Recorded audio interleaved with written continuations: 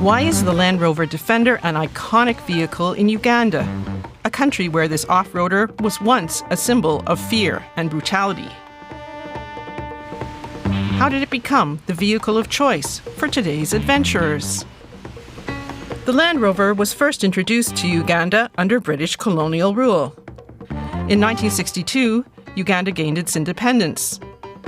This marked the beginning of a turbulent chapter for the new republic, which culminated in the infamous dictatorship of Amin.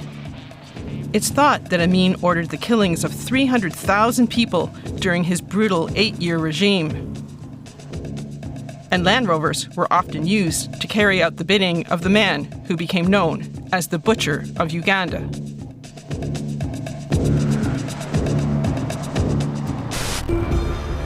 One of Uganda's pioneering Land Rover mechanics, Wycliffe Bukenya, recalls the decades of political turmoil when the Land Rover was the preferred vehicle of armed men. Or people could run because they knew Land Rover, can't bring a Land Rover to a village. Oh, wow. It was something different. People were scared of Land Rovers. In 1986, Yoweri Museveni seized power in Uganda. He also deployed Land Rovers against his enemies, like in this operation against rebels. Incidentally, it intimidated rebels. They would think it's a mamba.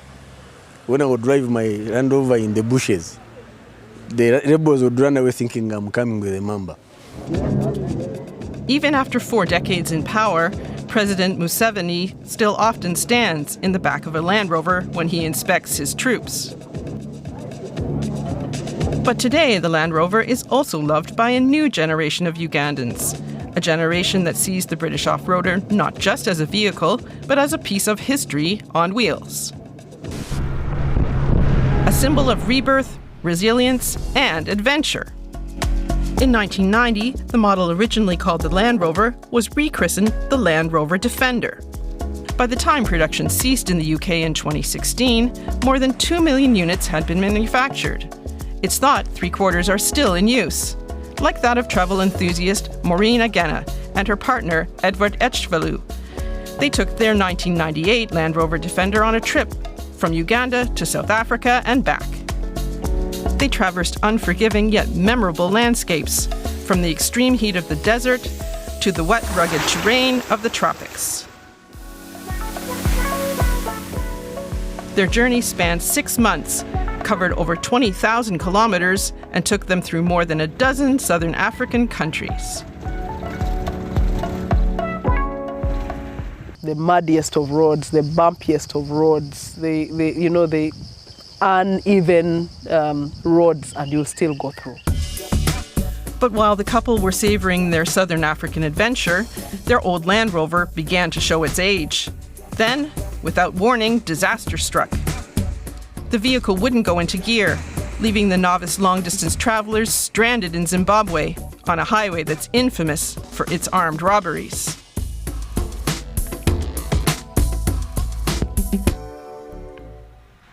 So once it happened, we sat down in silence for about 20 minutes, not knowing what to do. And I remember asking my husband that, what are we going to do? I know nobody except my wife beside me and our friend, the Defender. I said, did we really have to come this far for this trip? At that moment, it was flight or flight. We needed to find a solution fast and quick. I was so scared, I was afraid we were running short on cash. But I didn't want to show that I was actually scared. Stranded and out of options, they turned to online forums for help. Their journey had attracted a large following among travel and car enthusiasts, so when they put out a call for assistance, the responses poured in. A little-known fact: a Land Rover Defender can still move a short distance, even with a damaged clutch. Just a thought came through. I didn't have any idea on how to move the car, but just a thought came through that if I could engage the gears once the car is off, then I can engage the gears once I've inserted the gears. And I tried it. I told my partner Maureen that, you know what, let me try this and see how it goes. Knowing it's possible is one thing, knowing how to do it is another. The couple turned to the experts who had prepared their vehicle for the journey, Sisanga Motors in Kampala. For decades, veteran mechanic Abdul Sisanga has earned a reputation for mastering Land Rover repairs. His engineers guided the couple through the fix over the phone. You can start with the gear in, you don't play with the pedal, and then you drive. You can go in that second gear only. You can go for some miles, and that's where you can maybe find a headache. The couple managed to drive 35 kilometers to safety. I could feel the relief on both our faces, on both our hearts. It's just like having a sick child, and then you treat them, and then they are back and healthy and playing.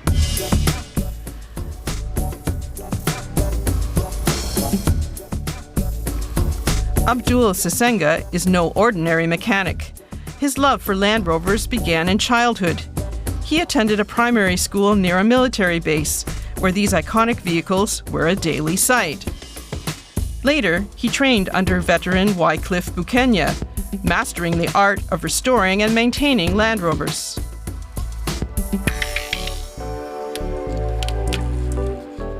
The Land Rovers are fixed. I cannot count them.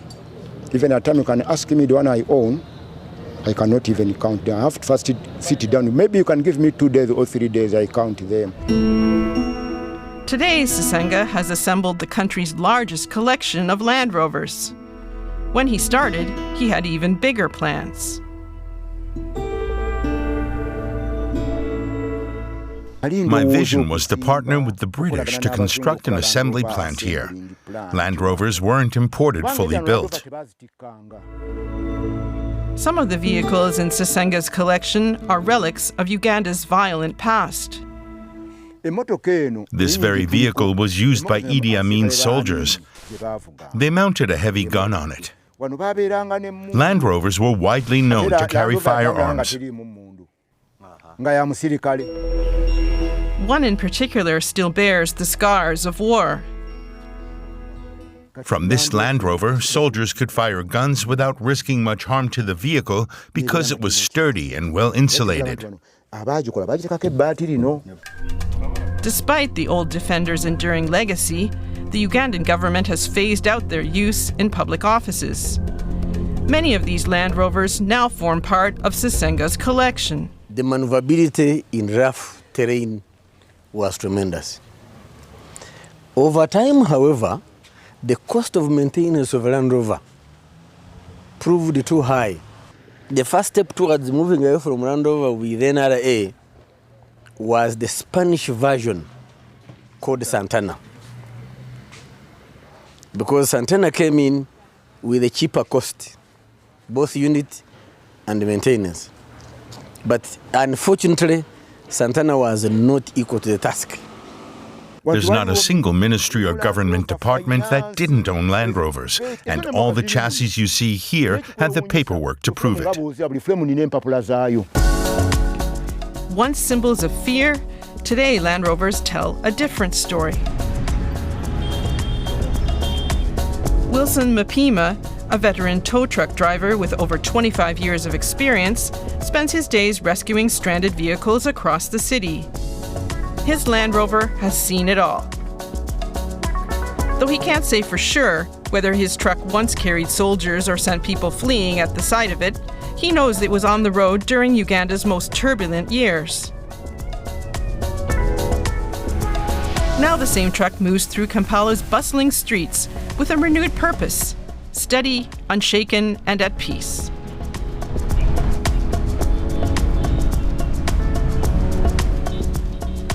Yet Mapima worries. Spare parts are growing scarce, and they're the lifeblood of this enduring machine. We're just lucky that a few individuals still have parts from old salvaged Land Rovers, which they sell to us. But the Land Rover is here for many years to come because it's proven resilient over time. When Land Rover halted production of the iconic Defender in 2016, collector Abdul Sisanga knew time was running out. Determined to keep these legendary machines on the road, he sprang into action, stockpiling old models and salvaging every part he could find. From body panels to engines, nothing goes to waste. That's particularly true of the 300 TDI engines, no longer in production, yet still powering countless Land Rovers across Uganda. Some of these parts carry a deeper history. They come from Land Rovers that once rumbled through battlefields. Now in Sisenga's hands, they get a second life.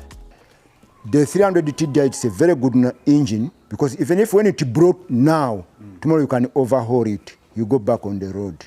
Then even if when you are on the bus, it is fixable.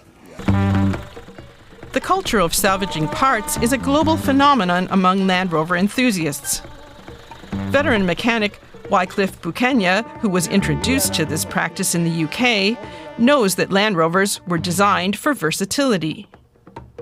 If this part gets bent or cracked, you don't have to throw the chassis. What you do, remove this part, put another one. All was made that you can always replace one by one piece.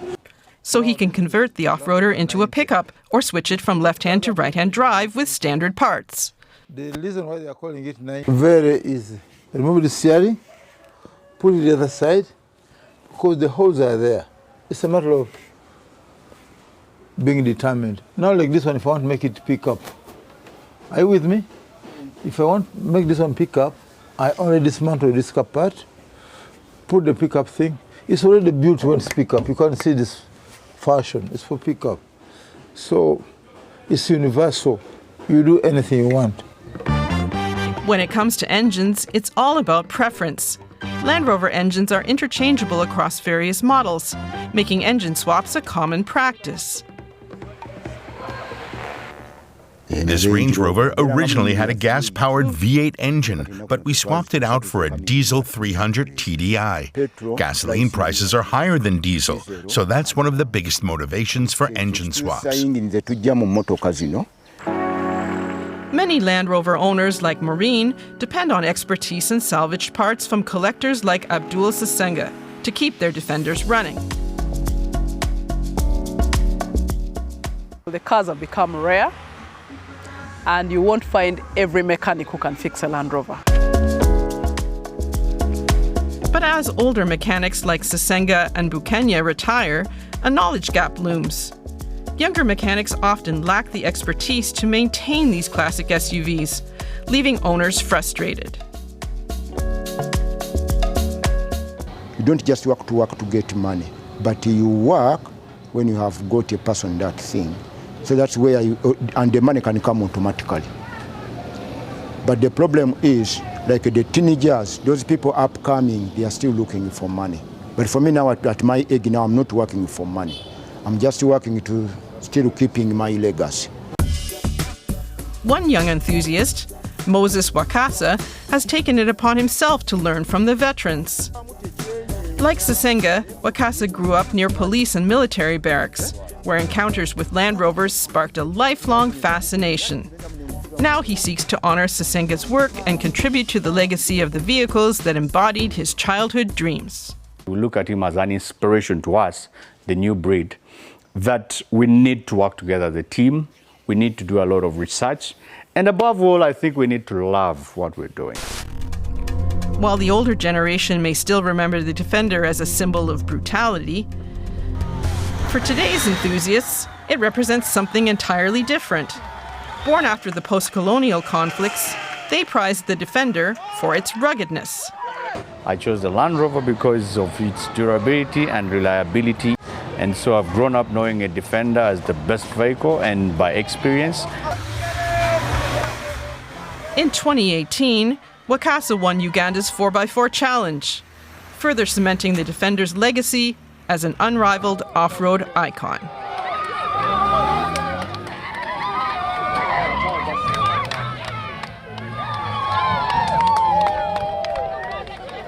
The bitter sour about the Land Rover, it's got a poor short distance turning angle that you had to do a lot of reverse turn, while the other competitors used to do, a quite sharp turn. but you can't do a sharp turn with the Land Rover Defender because the turning angle is too small, so you need a wider, shot to go through. So it was a bit of, I would say, the only challenge that I had about it. The only way we could beat the challenge is coming already knowing the hazard that is ahead of you, the barrier that you're going to encounter, so you do a wide turn. But then most of these other rough terrains, the Land Rover used to beat them because it used to eat all these hazards, the barricades that used to bring about. The Land Rover would easily go about them because of its 4x4, which is, I'd say, by far the best.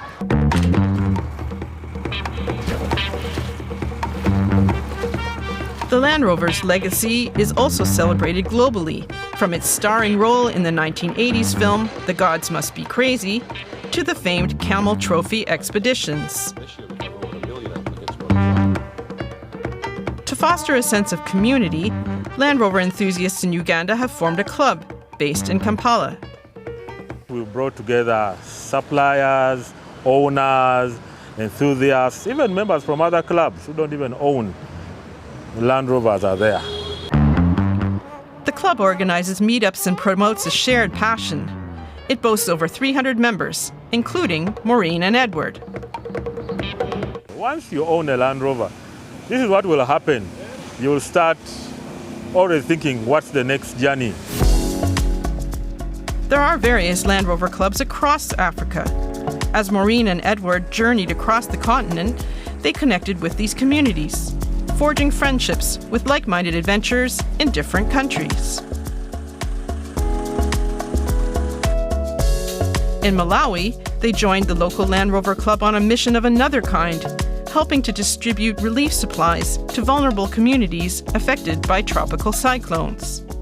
Very interesting fellows, very nice gentlemen, and it just sort of reminded us of the Brotherhood, that regardless of where you go to, as long as you have this car, people will welcome you.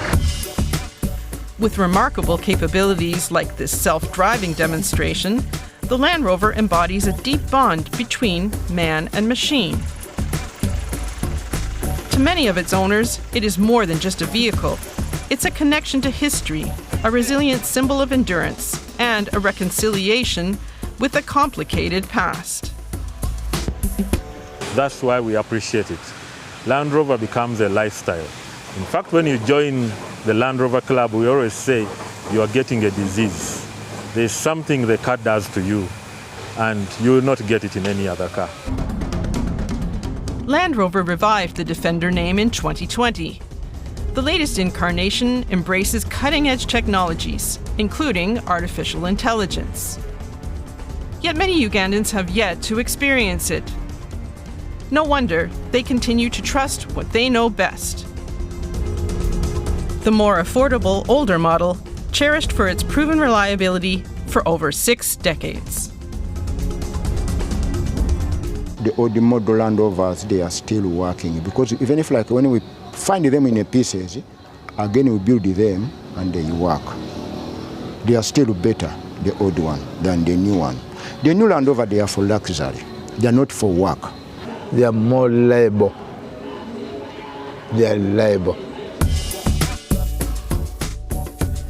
Due to his relationship with Land Rovers, Bukenya has turned down countless offers for his vintage vehicles. Tomorrow my grandkid asks me, what was your first car to drive? What will I say? That's why I'm keeping them. I can't sell them. Similarly, Maureen and Edward view the idea of parting with their well-traveled Land Rover as nothing short of a betrayal. Because the Land Rover is family. That's why we just can't let it go. You don't let go family. It's just part of us, part of our story. For us, it's not really about the money. It's about the memories that we make with it, and the more memories that we continue making with this car. So many years of investments that even money alone can't persuade us, unfortunately. A vehicle that once provoked fear has now become a cherished icon. A man hunted by Land Rovers now rides atop the same vehicle as president. From a symbol of oppression to a source of pride, Ugandan enthusiasts have shifted gears, steering the Land Rover's narrative from a turbulent past towards a brighter future, 1 mile at a time. Do you have cars with such a storied history? Tell us in the comments, and don't forget to subscribe to our channel.